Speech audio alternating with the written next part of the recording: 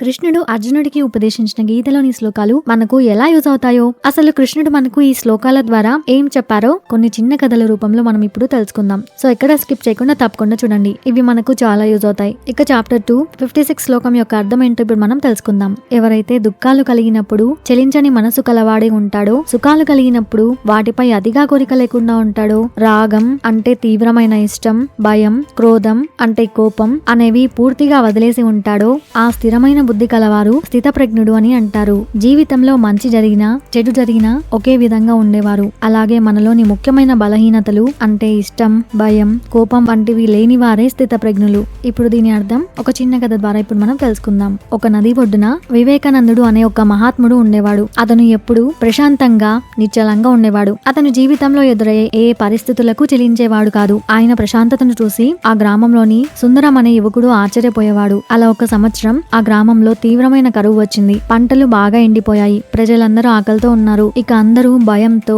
ఆందోళనతో చనిపోతున్నప్పుడు వివేకానందుడు మాత్రం ఎలాంటి చలనం లేకుండా తన రొటీన్ వర్క్ కొనసాగిస్తూ తన శక్తి మేరకు ఇతరులకు సహాయం చేస్తూ ఉన్నాడు. ఇక అక్కడ ఉన్న సుందరం అతన్ని చూసి, స్వామి, ఇంత కష్టం వచ్చినా మీరు ఇంత నిశ్చలంగా ఎలా ఉండగలుగుతున్నారు అని అడిగాడు. అప్పుడు వివేకానందుడు నవ్వుతూ ఇలా చెప్తాడు, బాధ వచ్చినప్పుడు నేను ఆందోళన పడితే ఆందోళన అనేది నా బాధను రెట్టింపు చేస్తుంది. బాధ అనేది ఒక తాత్కాలిక మేఘం లాంటిది. నేను ఆ మేఘం పక్కన నిలబడి సాయం చేయగలను, కానీ ఆ మేఘంలోనే మునిగిపోకూడదు అని సమాధానం ఇచ్చాడు. ఆ తర్వాత సంవత్సరం ఆ గ్రామంలో పంటలు బాగా పండుతాయి. ఎక్కడ చూసినా సంబరాలు, ఆనందం. ప్రజలందరూ విందులు విలాసాలతో మునిగిపోయారు. సుందరం కూడా ఈ కొత్త ఆనందంలో మునిగి తేలుతున్నాడు. కానీ వివేకానందుడు మాత్రం ఈ ఆనందంపై అతిగా ఇష్టం చూపకుండా మామూలుగానే ఉంటాడు. అది చూసి సుందరం ఆశ్చర్యంతో మళ్ళీ ఇలా అడుగుతాడు, స్వామి, ఇప్పుడు ఇంత సంతోషం వచ్చింది, ఆనందించాలి కదా, మీరు మాత్రం మామూలుగానే ఉన్నారేంటి అని అడుగుతాడు. అప్పుడు వివేకానందుడు ఇలా సమాధానం చెప్తాడు, సుందరం, సంతోషం కూడా ఒక తాత్కాలిక అనుభూతే. అధిక సంతోషం అనేది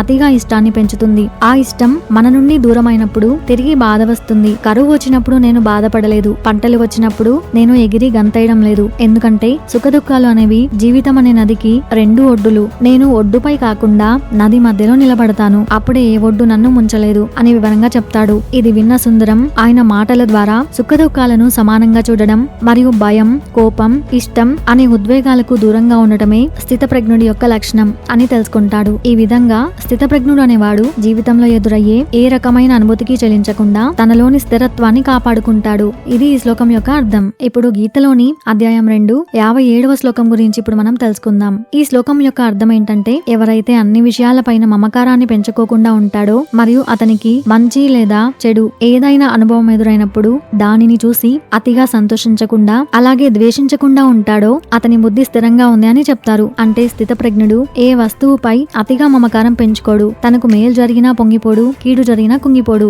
అన్నిటినీ సమభావంతో స్వీకరిస్తాడు. ఇప్పుడు దీని యొక్క అర్థం ఈజీగా అర్థమయ్యేలా ఒక చిన్న కథలో తెలుసుకుందాం. పూర్వం అమరసింహుడు అనే రాజు ఉండేవాడు. ఆయన ఎప్పుడు కూడా రాజ్యంలోని ప్రజలు సుఖంగా ఉండేలా చూసుకునేవాడు. ఆ రాజు ప్రవర్తన చాలా విచిత్రంగా ఉండేది. ఆయన ఎప్పుడు ఒకే విధంగా ప్రశాంతంగా నవ్వుతూ ఉండేవాడు. ఒకసారి పొరుగు రాజ్యం రాజు ఎందుకు అలా ఉంటారో అనే విషయం గురించి తెలుసుకోవాలని అనుకుంటాడు. అలా అతనిని పరీక్షించడానికి ఒక నాటకాన్ని ఏర్పాటు చేయించాడు. ఆ నాటకంలో మొదటి ఘట్టంలో నాటకంలో కొందరు నటులు వచ్చి, మహారాజా, మన రాజధానిలోని ధనం 10 రెట్లు పెరిగింది. మీరు ప్రపంచంలోనే అత్యంత ధనవంతులు అని పొగిడారు. అప్పుడు రాజు నవ్వుతూ, ఓహో, మంచి వార్త, 10 రెట్లు పెరిగింది అని మామూలుగానే ఉంటాడు. ఆ సంతోషాన్ని అతిగా చూపలేదు. ఆ తర్వాత ఇంకొందరు నటులు వచ్చి, రాజా, శత్రువులు హఠాత్తుగా మన కోటపై దాడి చేసి మన ఆస్తులన్నీ దోచుకెళ్లారు. అంతా నాశనమైంది అని అరిచారు. అప్పుడు రాజు శాంతంగా, ఓహో, నాశనమైందా అని మామూలుగానే అంటాడు. దీనివల్ల ఆ రాజు కోపంతో ఊగిపోలేదు. ఇక చివరి ఘట్టంలో ఒక నటుడు రాజకుమారుడి వేషంలో వచ్చి, నానా, నేను నీ కుమారుడిని కాదు, వేరొకరిని. నాపై నీకు ఉన్న ప్రేమ వృధా అని చెప్పి వెళ్లిపోయాడు. అప్పుడు కూడా రాజు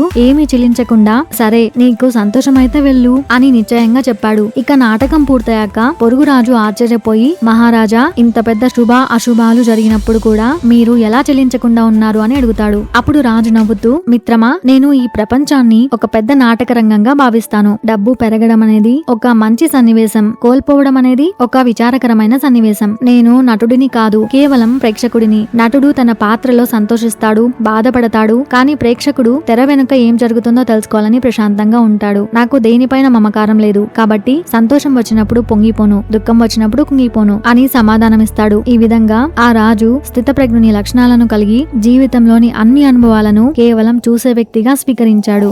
ఇప్పుడు మనం రెండవ అధ్యాయం 58వ శ్లోకం గురించి ఇప్పుడు మనం తెలుసుకుందాం. ఈ కథ చాలా ఇంట్రెస్టింగ్ గా ఉంటుంది. సో కంప్లీట్ గా చూడండి. ఈ శ్లోకం యొక్క అర్థం ఏంటంటే, తాబేలు తన అవయవాలను అంటే కాళ్ళు, తల అన్ని వైపుల నుండి తన చిప్ప లోపలికి ఎలా అయితే లాగేసుకుంటుందో అదే విధంగా ఒక మనిషి తన ఇంద్రియాలను అంటే కళ్ళు, చెవులు, ముక్కు, నాలుక, చర్మం వాటి విషయాల నుండి అంటే చూపు, శబ్దం, వాసన, రుచి, స్పర్శ వాటి నుండి పూర్తిగా వెనక్కి లాక్కోగలిగితే అప్పుడే అతని బుద్ధి స్థిరంగా ఉంటుంది. అంటే దీని అర్థం మన దృష్టిని, ఆలోచనలను బయటి ఆకర్షణల నుండి పూర్తిగా నియంత్రించి మన మనసు లోపలికి మళ్లించుకోగలిగిన వాడే నిజమైన స్థిరమైన బుద్ధి కలవాడు. ఇప్పుడు దీని అర్థం ఒక చిన్న కథ ద్వారా తెలుసుకుందాం. ఒక ఊర్లో రవి అనే యువకుడు ఉండేవాడు. అతను చాలా తెలివైన వాడే. మనసు మీద అసలు నియంత్రణ ఉండేది కాదు. ఏది చూస్తే అది కావాలనిపించేది, ఏది వింటే దాని గురించి ఆలోచించేవాడు. దాంతో తన ముఖ్యమైన పనులు చేయలేక ఎంతో బాధగా ఉండేవాడు. అలా ఒక రోజు రవి తన బైక్ మీద ఆఫీస్ కు వెళ్తున్నాడు. అలా వెళ్తున్నప్పుడు దారిలో రోడ్డు పక్కన ఒక ముసలాయన కూర్చొని ఉంటాడు. ఆ ముసలాయన పక్కన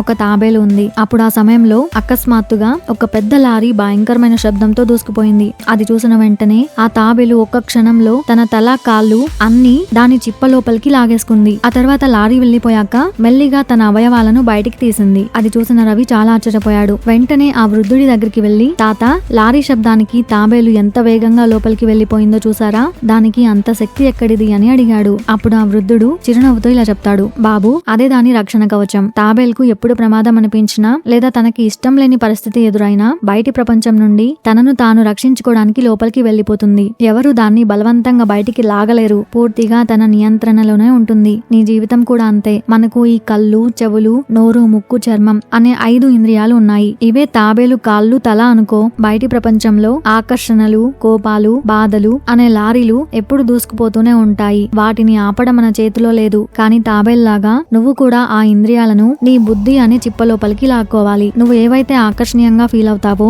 వాటి నుండి నీ మనసు చలించకుండా ఉండాలి. అప్పుడే నీ మనసు ప్రశాంతంగా, స్థిరంగా ఉంటుంది. నీ పనులు సక్రమంగా చేసుకోవాలి. అదే స్థితప్రజ్ఞుడి లక్షణం. ఆ మాటలు రవి మనసును కదిలించాయి. అప్పటి నుండి రవి బయట ఆకర్షణలకు లొంగకుండా ముఖ్యమైన పని మీద మాత్రమే దృష్టి పెట్టడం నేర్చుకుంటాడు. అలా ఉండడం వల్ల మనసుకు ఏకాగ్రత, స్థిరత్వం పెరిగింది. ఈ కథలో తాబేలు ఉపసంహరించుకోవడం అంటే మన ఇంద్రియాలను అనవసరమైన విషయాల నుండి వెనక్కి తీసుకోవడం అని అర్థం.